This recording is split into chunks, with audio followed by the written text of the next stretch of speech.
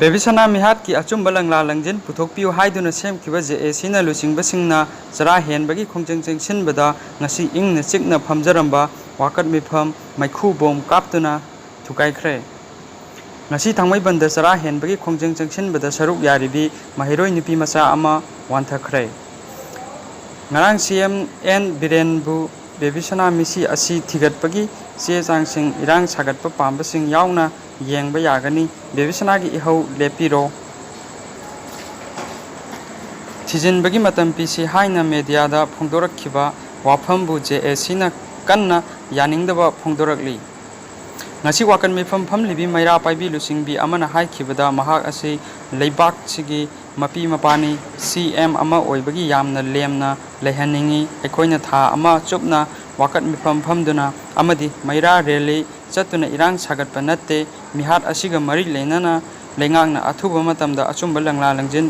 puthoknaba hotnabiu haijabani masida leipak amagi rusingba amana miyamda onsinduna ashaubagi wahai wata sijinnaduna chaiba ngamlibasi mihat asigi achumba wayal natheinaba hotnarabra haibagi singnadaba ngamde lengangna semkiba special investigation team na thijin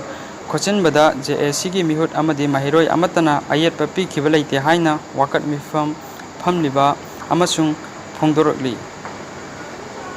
tha ama helaba phawa lengakna miyamda achumba langla langjin puthokduna achumba wayal chathaba ngamdaba haibasi lengak asina miyamgi ihul khangdabani haina lawdaba ngamde